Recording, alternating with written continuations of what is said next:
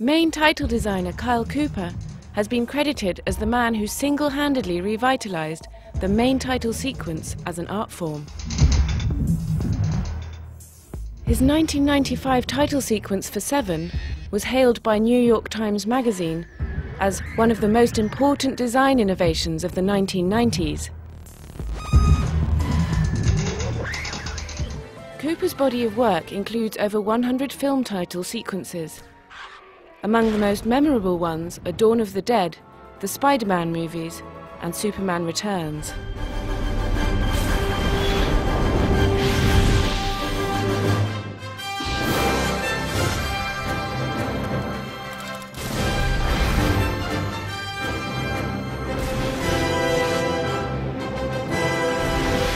What I think makes a great title is the fact that it dovetails seamlessly into the film proper.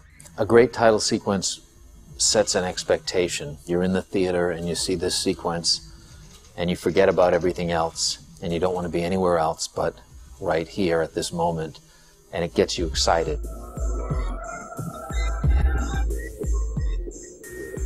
The idea that it's a handwritten font in Seven is because, you know, the guy is a serial killer and he's keeping these journals and he's scratching the emulsion and he's developing his own. We want it to be like he's developing his own optical in the bathtub, where he's, you know, he's writing on the film and it's all, you know, jumpy. And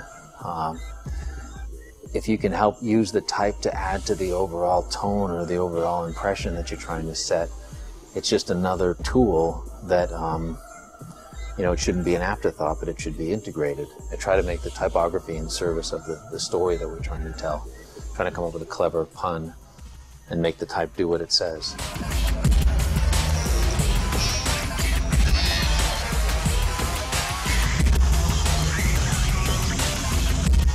Somebody does something and it reminds people of what the potentialities are in a particular field, and that's what people have said to me about Seven, is that they saw that and it made them want to be a title designer, or they saw that and it made them want to do motion graphics, or it made them want to be a graphic designer.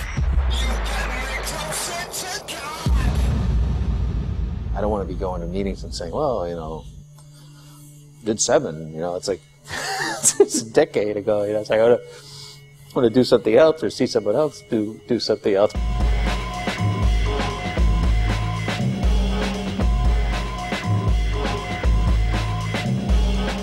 I like to study things. I like to look at cells, and I like to look at, you know, teeth and bones and skin and just macro kinds of details of things that you don't ordinarily observe. I look at very complicated CG animations sometimes, like fluid dynamics and things like that, and I say, wow, you know, that's amazing, but what if we just drop this ink in water? The same kind of thing happens. Or you're looking at all these fractal animations and I say, wow, but what if we just shoot through a piece of broken glass? You know, I like finding the handmade things. There's something imperfect about it.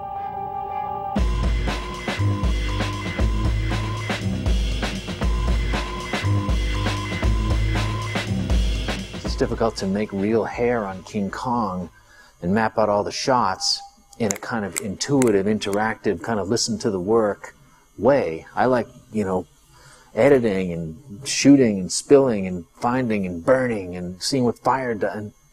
And that you can't, I don't know in Darkness Falls, when I found a daguerreotype and I'm taking a blowtorch on the back of the daguerreotype, I don't know that the glass is going to crack and go right through the girl's eyes, but it did, you know. And there's accidents that you don't even, maybe they're not really accidents. Maybe they appear to you to be an accident, but it's actually, you know, there's a larger plan that it isn't. I'm very interested in that, rather than starting from nothing and creating something completely in a 3D situation.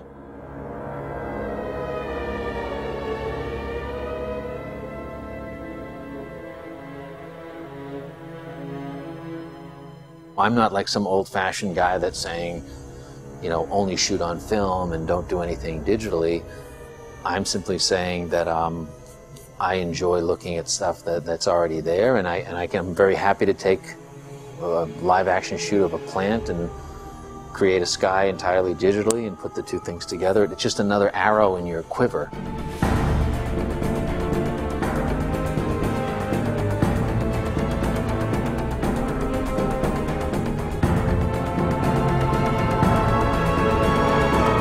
In Spider-Man 2, we didn't know exactly what we were going to end up doing, and we have a back and forth and a kind of dialogue, and you show things and they get rejected and you try other things, and you know, it's a creative exchange that lasts for the whole course of post-production.